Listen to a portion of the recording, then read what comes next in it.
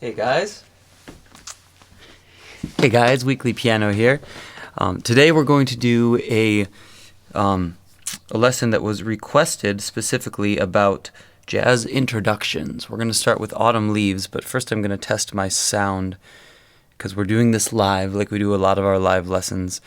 I've been doing. If you have any other requests, you can put them in the thing here or email me at gns134@gmail.com. Anyway, I'm going to test to... Yeah. All right, great. Audio sounds like it's working. I'm not going to watch myself right now because it's always really weird to watch myself and give lessons at the same time. But I will double check to make sure you can see the... okay, cool. Yeah, you can see all right. All right, so this is Introductions to Autumn Leaves. Introductions to really anything. So Autumn Leaves is obviously one of the staple jazz standards that a lot of young jazz musicians learn when they're first starting out.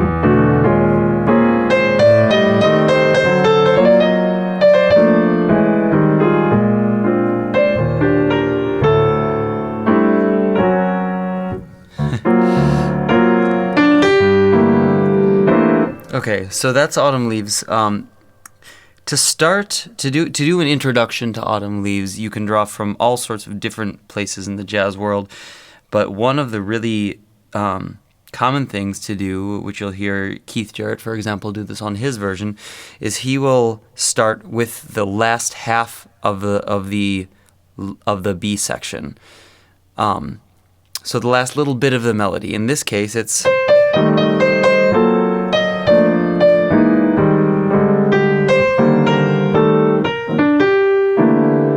So if you're with a jazz combo and you want to just kind of like inch in there and show them what to do without even calling the tune, they'll know what you're doing if you do that. You can start it as long as you play with solid time and let everybody know where the pulse is and what the melody is. People will generally pick it up. So you could sit on the bandstand and go that. If I play it right. Sorry. I'm not at the top of my game right now. I've got 5 days of practice ahead of me where I'm going to do a lot of specific things to re-get my chops together. But it's in a sad state right now. Anyway.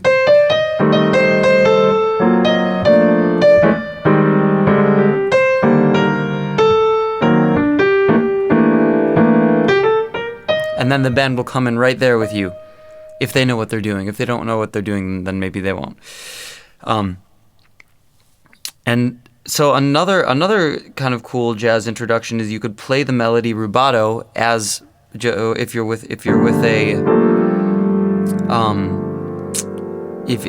a group and you're trying to call in the tune. Just this is what I will sometimes do at a jam session. Though sometimes it's kind of frowned upon if they're like tight for time and it's not and it's more strict. You don't want to do this, but if it's casual, you could.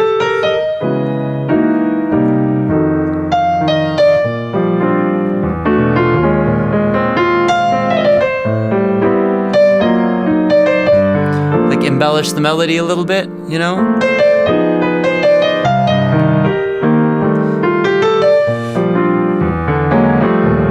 And the key is to not let people not play it verbatim, so it's of interest and it's something a little different.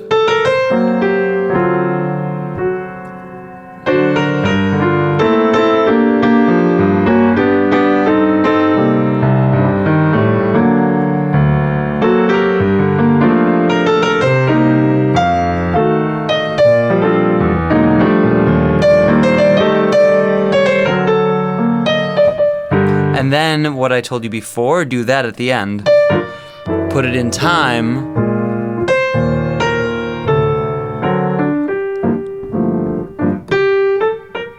And then the trio comes in.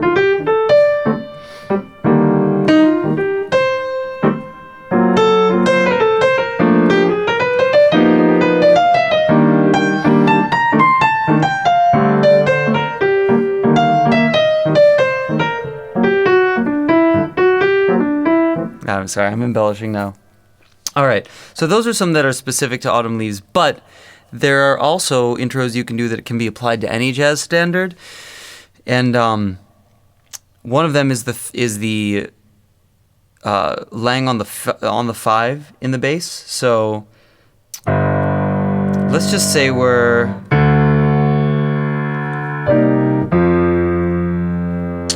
okay. So the tune's in G minor, though it modulates to B flat major to the relative major. But if we're gonna lay on the 5 of the tune, I would lay on the D, and a nice minor 9 chord, even though it's in the song's in D minor, so you would technically want to do an A diminished, but for the intro, you can switch up the harmony a little bit, make it an A minor 9 chord, so it's a nice, beautiful, lush chord like this.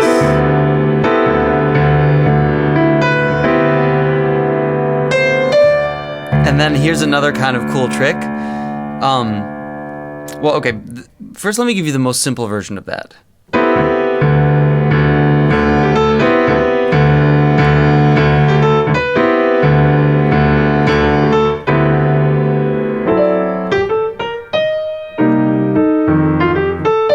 Okay, so that's like the most simple version, where it's 2, 2, 2, 2, and then on the very last bar, you go to 5, some version of the 5 chord. Now, thank you, someone. I can't read your name because I don't read, I think that's Chinese. I appreciate it. I'm looking at your comments, by the way, as I'm doing this, so if you have thoughts or questions, let me know. So that's one possible intro, but let's make it a little bit better, where we're taking into consideration the first actual chord of the song, which is C minor. So if you're going to lay on the 5 and play a 2 chord in the right hand, A minor, so over D, which is really just a D sus chord.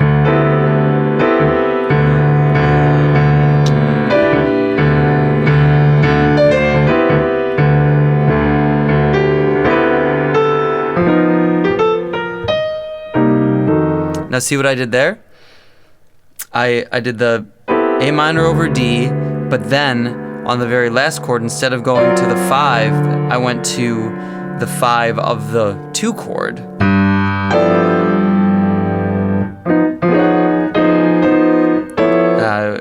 Sorry. My brain is all over the place right now, but you get the idea. That's the 5 of the 2 chord, which is a G, 7, altered. I would do that alteration because it fits more in the key, so if you're looking at it as polychords, it's E flat triad over the 3 and the 7 of G.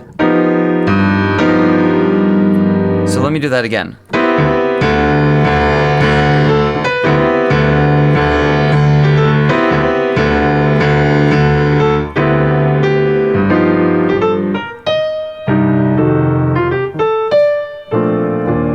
So that's kind of cool. It's still a little weird. So let's think about. Let's explore together. Let's explore together what could lead to that 2. If you're on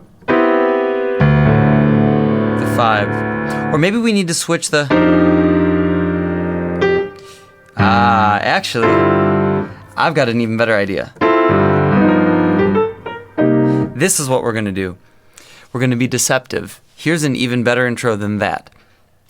Pick the first chord of the song, and even if this isn't in the key, yes, I like Red Garland, absolutely. And Pedro, I appreciate your comments as well, that this is not that kind of channel. Yes, like Red Garland, he did a lot of block chords.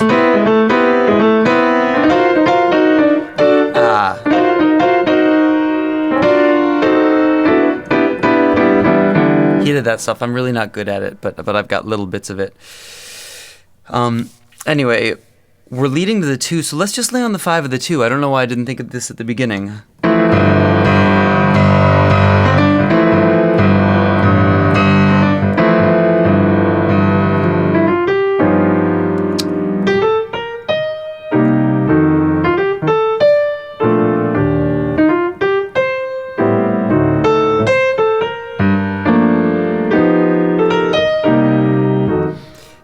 So that's a cool one. Here's another one. If you want to combine the two, do A minor to C minor over, sorry, A minor over D to C minor over D. So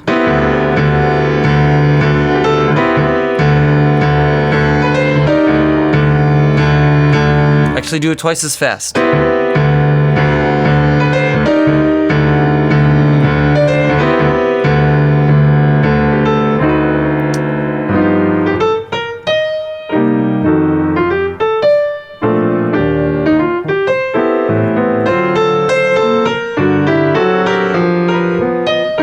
So see what I did there? I did the 2 over the 5, and then the minor 4 over the 5, and then the 2 over the 5 to the 5, dominant 7, and then switched to the 5 of the 2, the 5 of the 2 of B flat, right? You following me? So the G7, which is essentially actually the tonic made into a dominant to lead to the minor 2. I'm going to play that one more time. So 2 over 5, 4, minor 4 over 5, 2,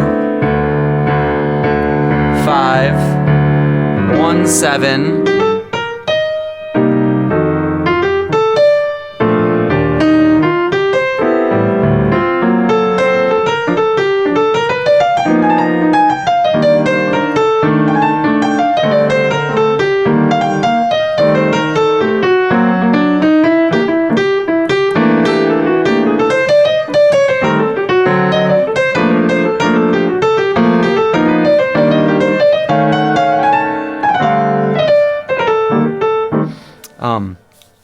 anyway, yeah. So that's an intro.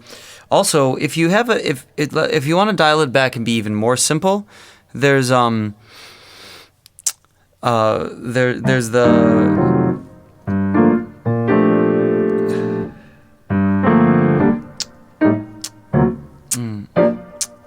this is just 1-6-2-5. Sorry. So if you're doing it like a slow swing.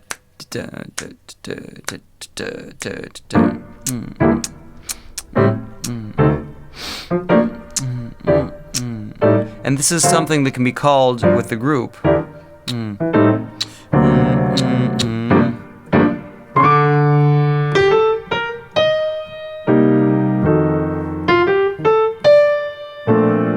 So again, that's just 1-6-2-5 in a slow swing. So 1 G being G minor, 6 being E flat 5, E half diminished to 2, which is A half diminished, to 5, which is D7, with a bunch of altered stuff in there. So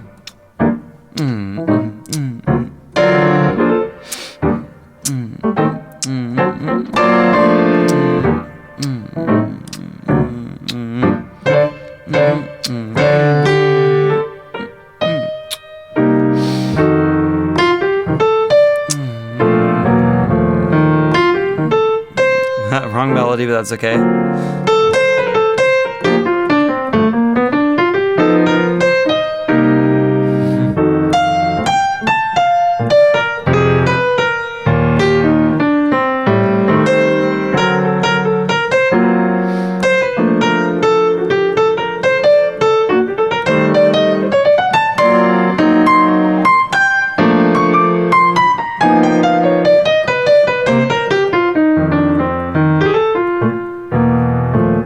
Yeah, it's the bane of our existence.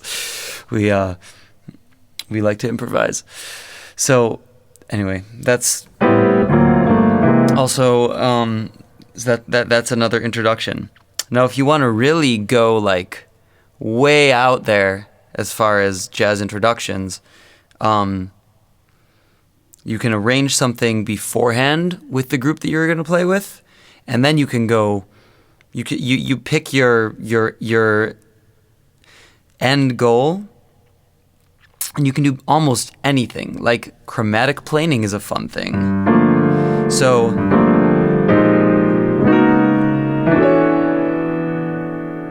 I'll give you an example of this. We want to pick our end goal, which is the G7, right?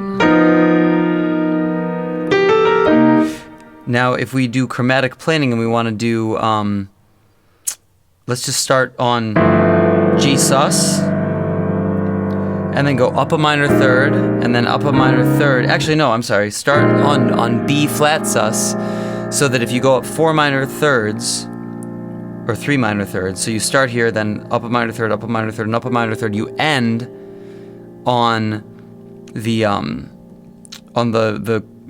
root note that you want to use to then lead into your melodic chord, at the beginning of the song.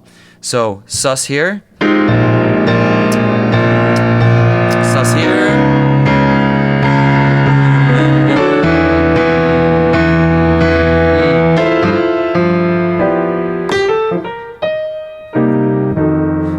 you know, it's kind of out.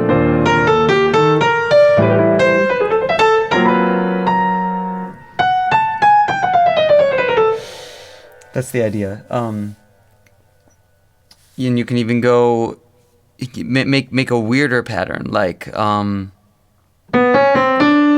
long as you end on, or sorry, up a whole step, down a half step, up a whole step.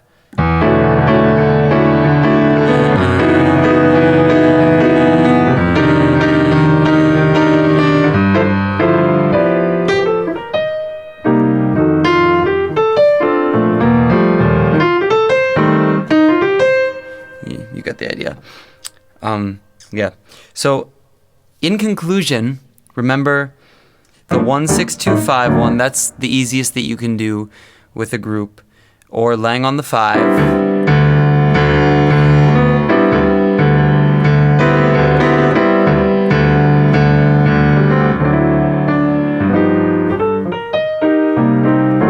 And remember that I did what I showed you before, where I went to the dominant of the first chord before continuing. All right, let me see if anybody has any questions. My computer went to sleep here.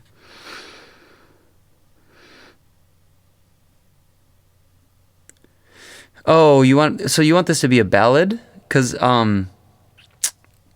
yeah, you can. Well, that would be too strong for a ballad. But you can use any of these things without those rhythms, and then it'll work for a ballad. So, I mean, if I were playing this as a ballad, I would do just the melodic intro, the last part of the song.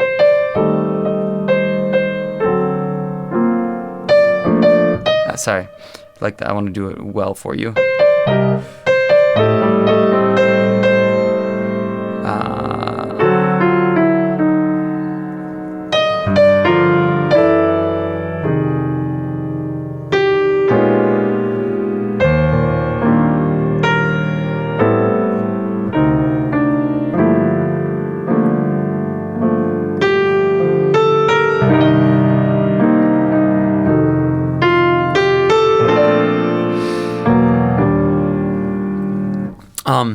That's what I would do for a ballad. And notice how at the beginning of that, I'm being completely rubato and melodic and very thoughtful about the voicings that I'm playing. But at the end of it, I'm giving a pulse. So if you're playing with a band, then they can come in.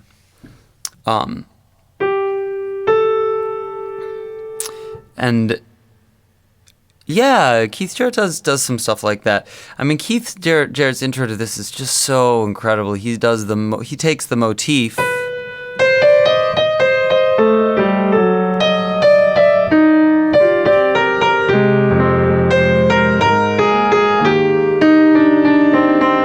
mean, I'm not in the state of mind to even try to do any of that right now, so I'm not going to.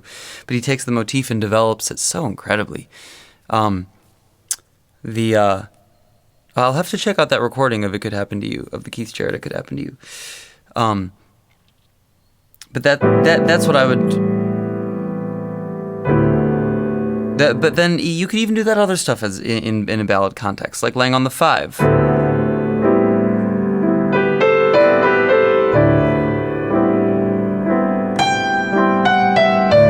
As long as you're melodic,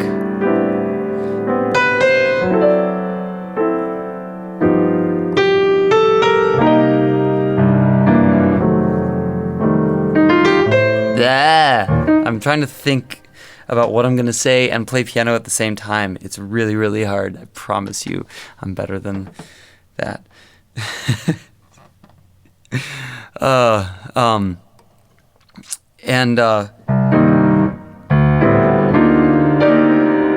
You could also do the superimpositions that we talked about earlier. The 5 in the bass.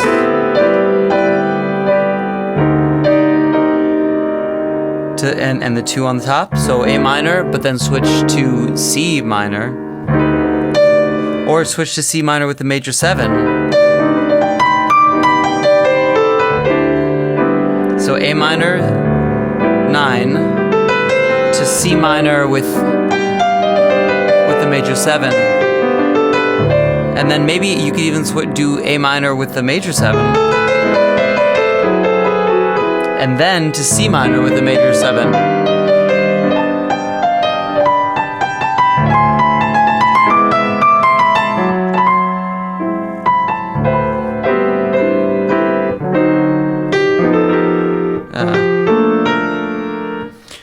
And you know what? You can also conclude. This is one thing that I haven't done yet that I probably should.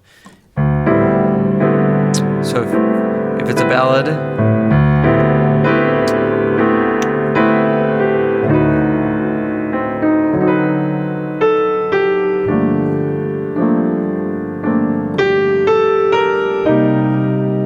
so it's just 5, 5, 5, 5 to the 1, the minor 1.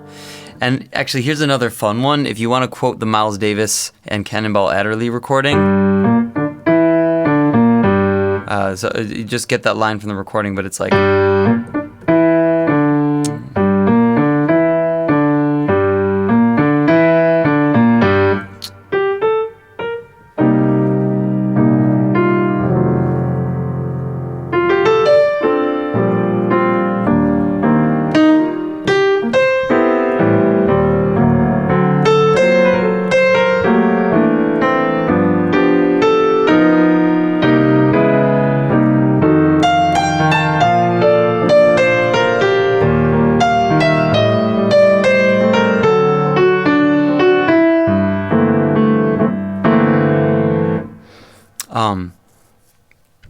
Yeah, anyway, that's a pretty thorough thing about what sorts of intros you could do on Autumn Leaves. I hope you find this helpful.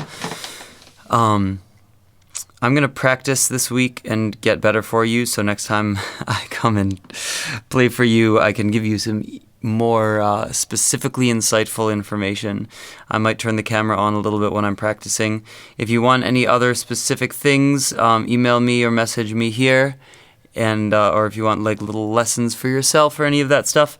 And thanks for tuning in, and I'll talk to you guys soon. Thanks. Bye.